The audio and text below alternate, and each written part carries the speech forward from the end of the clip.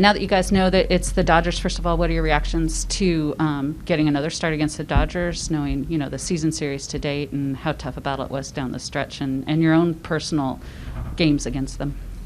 Yeah, I mean, I don't think anybody in our clubhouse is surprised. We obviously know how good of a ball club they are, and coming off the season that they had last year, winning it all, have a little bit experience, what to expect. But yeah, I feel like we've played them great all year. It's been, all those series were really exciting, and especially in LA. Robbed home runs and home runs that we hit. I mean, it was just just a roller coaster of emotion every time we played them. And so, I think everybody's prepared for that going into this series, and we're expecting a dogfight for sure. We'll go to the gentleman up front here. Yeah, Kevin, I wanted to. What was your reaction when Gabe decided that it would be Logan 1 and you 2? It probably doesn't matter that much to you guys, but I guess his rationale was the extra day of rest would be good for you. What was your thought process when you found out which day you were going? Yeah, I mean, like you said, it didn't really matter. I think each one of us knew it was probably going to be we were going to be 1 and 2. It just it was a matter of how they were going to line it up. And for me personally, I think Webby deserves it.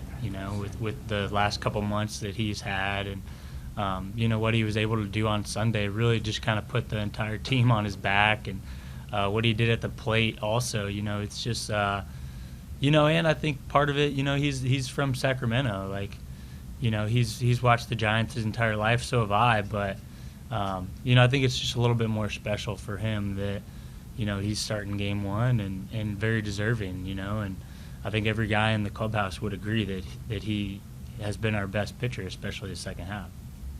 We'll go back to Susan. Kevin, we know that in times the second half, your split in particular has been a little bit of a work in progress. Was there anything in particular that kind of really helped you regain it? Was there a particular moment or something somebody said? What was the key for that? Yeah, I mean, really, it was, it was my other starters that watched me. We watch each other's bullpens every day, and so, it's just an extra eyes watching you. And so a couple of those guys came to me one day and were like, hey, we think your glove tap is getting too big. That's why you're not able to kind of get your arm in the same position that you were earlier in the season. And so, that's the mechanical adjustment I made before my start in Colorado. Tried to make my glove tap as small as it could to get myself in a position to get back on top of the ball. And, I think the last 2 starts you can kind of see that it kind of came back to what it was. Any other questions for Kevin? We'll go right over here and then back to Susan. Yeah, Kevin, you mentioned the home run robbery in L.A., and the fan base looks at Tauchman's catch as kind of a turning point in your season. Do you guys look at it in the clubhouse the same way?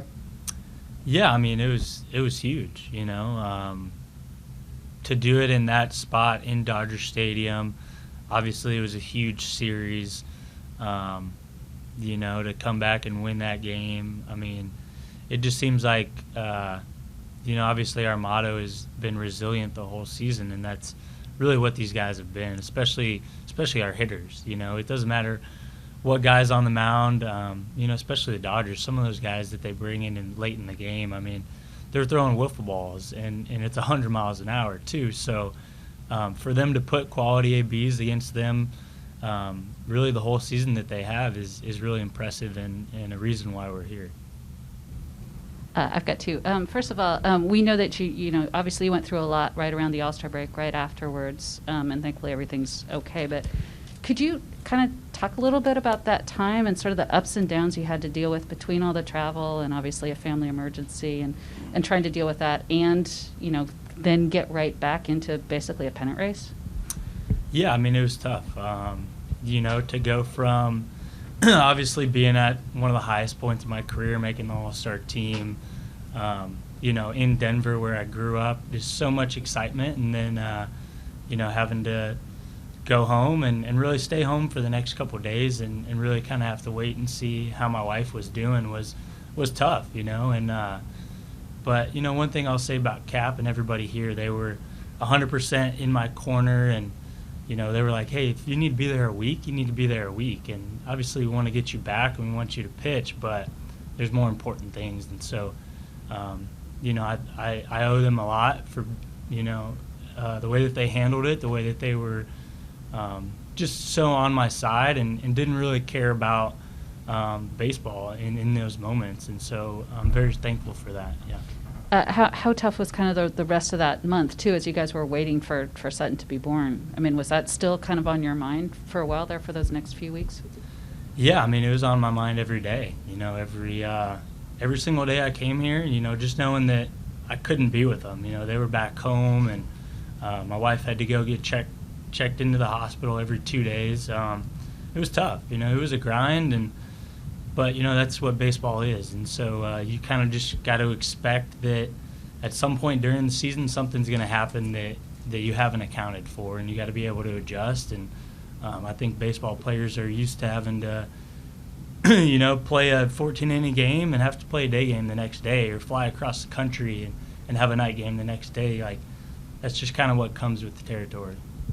And shifting topics pretty entirely, obviously most of the year when you guys saw the Dodgers, they did not have Turner. How much difference does Trea Turner make in their lineup when you're looking at them now?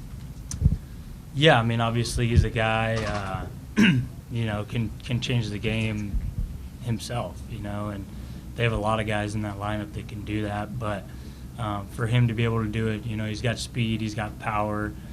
He's great on defense. You can essentially on defense put him wherever you want, and he would probably have success.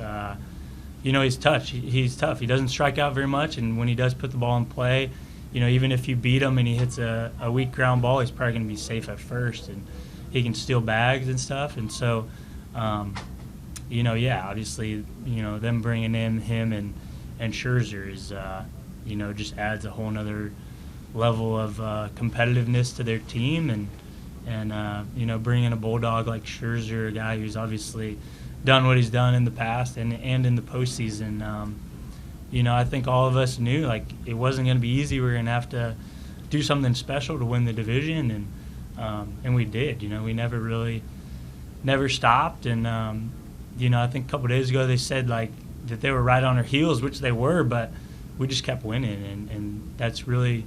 We kind of knew that they weren't going to lose, they weren't going to just give us it. And so in our minds, we just knew we had to win as many games in the last 2 weeks as we could. We'll go off here to the side.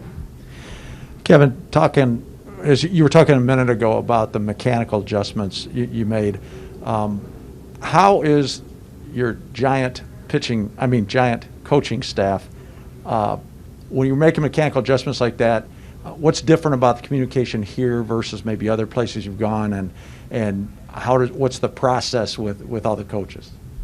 Yeah, well, I feel like we don't really have, obviously Andrew Bailey is our pitching coach, but I wouldn't say that JP Martinez is like an assistant pitching coach. I mean, he's really just 1A and 1B. I mean, they kind of feed off of each other, and, listen, we have so many coaches that, there's so many different specialists in that clubhouse. There's a hitting guy, there's a catching guy, there's 4 hitting guys. It's so, and we have just so many people who know analytics. Brian Bannister, who isn't necessarily a pitching coach, but I think he's helped out maybe more of these guys in this clubhouse than he gets a lot of credit for. And so, he can make a quick adjustment on a grip in your bullpen, and you see it right away, and so that's one thing about technology nowadays is that it's right there. You can throw a pitch and you turn around. We got a TV out there that